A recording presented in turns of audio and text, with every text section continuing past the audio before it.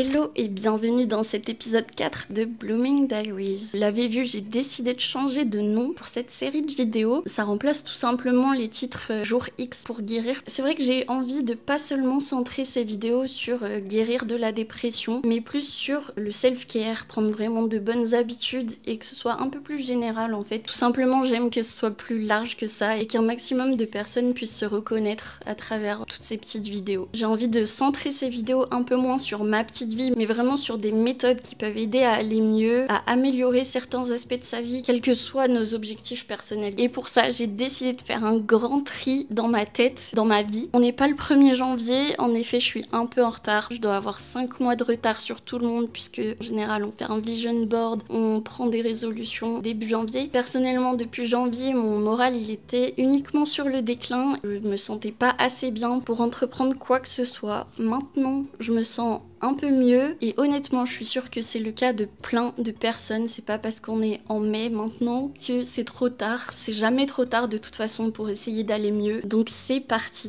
J'ai fait pas mal de recherches du coup sur tout simplement par où commencer quand on veut changer nos habitudes et je suis tombée sur beaucoup de vidéos de Rowena Tsai.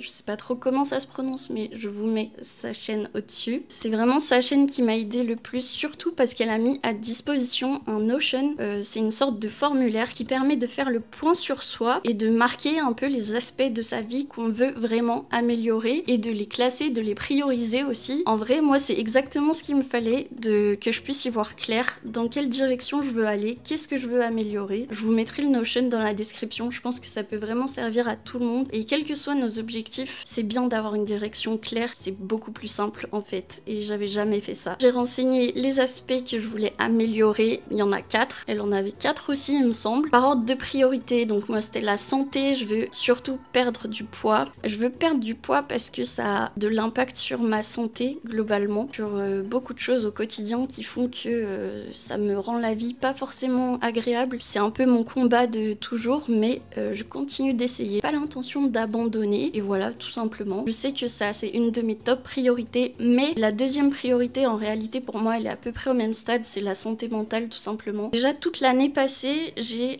plus ou moins réussi à gérer mon problème d'anxiété, qui a été très très difficile au tout début de l'année dernière. Au fil des mois de l'année passée, j'ai vu une nette amélioration sur ça, sur l'anxiété. J'en suis déjà très fière et c'est déjà une grande réussite. Maintenant, la prochaine étape, c'est côté dépression, qui a tendance à revenir un peu en cercle vicieux de temps en temps et je voudrais vraiment que ça se stabilise. Je ne sais pas vraiment ce qui déclenche cet état, mais ça c'est sûr, ça va être ma mission de cette année ou de ces prochains mois en tout cas, de trouver des moyens qui vont me permettre de m'en débarrasser sur le long terme. Ensuite, j'ai défini 2 autres aspects que je voudrais vraiment améliorer. Donc il y en a un, ça va être plutôt les relations. Pour moi, c'est plutôt les relations amicales puisque je me rends compte que j'ai vraiment du mal à garder des amis proches et je pense que c'est un problème, enfin en tout cas je trouve pas ça très sain de mon côté, donc je veux travailler un peu là-dessus et on en a une 4e, c'est sans doute une chose que tout le monde met dans sa liste de choses à améliorer dans son quotidien, c'est l'aspect financier. J'ai terminé mes études, ça fait déjà plus de 6 mois que je suis au chômage et il serait temps de commencer à en faire quelque chose de ce chômage, de tout ce temps libre. Maintenant je suis en freelance et le problème c'est que j'ai beaucoup procrastiné, j'ai pas vraiment démarché de potentiels clients, j'ai un peu dormi clairement. Après je pense que je regretterais ça, d'avoir eu plein de temps libre et de n'avoir rien essayé de faire de concret et j'ai besoin d'essayer aujourd'hui. Enfin voilà pour mes objectifs personnels, il y en a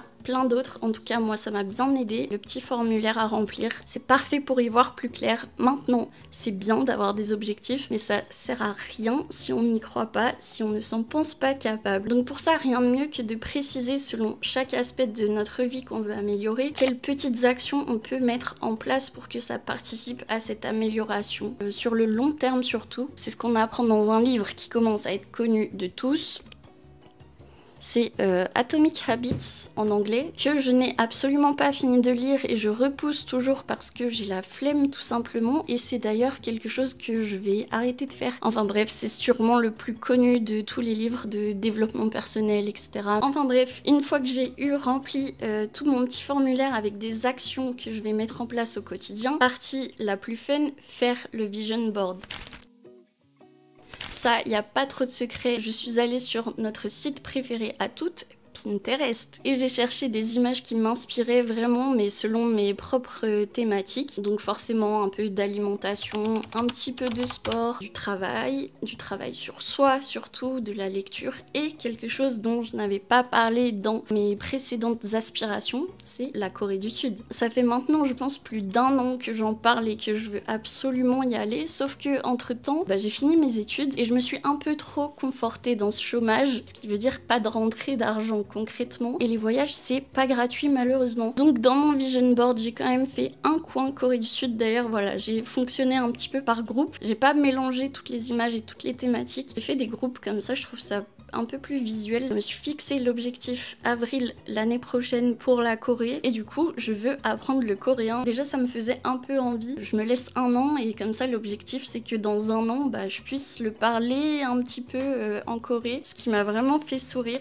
c'est que pendant que je cherchais mes petites images sur Pinterest, je suis tombée sur une citation en coréen et d'ailleurs je l'ai mise au centre parce qu'elle est vraiment parfaite pour la série de vidéos, pour le mindset dans lequel je suis actuellement. La citation, elle mentionne exactement le verbe to bloom en anglais, c'est fleurir. C'est le verbe que j'ai choisi aussi pour cette série de vidéos et je l'avais choisi vraiment avant de faire mes recherches pour mon vision board, et le fait de retrouver ce mot et cette phrase qui vont parfaitement avec ce que je veux faire dans cette série précisément, et en plus en coréen, j'aime bien me dire que voilà, c'est un petit clin d'œil, c'est un petit signe que oui, je prends la bonne direction. Enfin bref, j'ai terminé mon vision board et je l'ai fait dans un format A3 d'ailleurs parce que je pense que je vais l'imprimer pour l'afficher tout simplement sur mon mur. Et après ça, un peu moins fun mais tout aussi important, la prochaine étape c'était de faire un vrai planning pour mes semaines. Je savais pas trop sur quoi le faire mon planning et j'ai vu que justement la créatrice que j'ai regardée, elle le fait sur Google Agenda et c'est vrai que ça a l'air très bien, genre vraiment on visualise bien les créneaux qui sont vraiment bloqués et ceux qui sont libres. Donc clairement je l'ai copié et j'ai commencé à faire mon petit planning dessus. Là j'ai juste commencé pour ce week-end parce que je sais que j'ai des gros impératifs ce week-end, comme ça je vois un petit peu pour prendre en main Google Calendar, mais honnêtement ça a pas l'air très compliqué. Comme ça, une fois que tous les impératifs sont rentrés dedans, je trouve qu'on voit bien le temps qu'il nous reste, le temps où on peut se mettre des créneaux de travail. En tant que freelance, je pense que ça va vraiment m'aider de bloquer des créneaux pour travailler parce qu'en ce moment, c'est un peu au feeling. Autant dire que le feeling n'est jamais envie de travailler, donc c'est un peu un gros flop, ne faites pas ça. Enfin bref, je vais continuer de rentrer mes autres petites tâches de la semaine et je pense qu'on va finir cette vidéo là-dessus. Ça fait déjà pas mal de petites informations. J'espère que ça peut vous servir et vous inspirer pour vous aussi faire un peu de rangement dans votre tête, dans vos objectifs, dans vos envies. Mais voilà, n'hésitez pas à me dire ce que vous en pensez de ce format, des idées, des méthodes. Abonnez-vous si ça vous plaît et on se revoit la semaine prochaine, en début de semaine.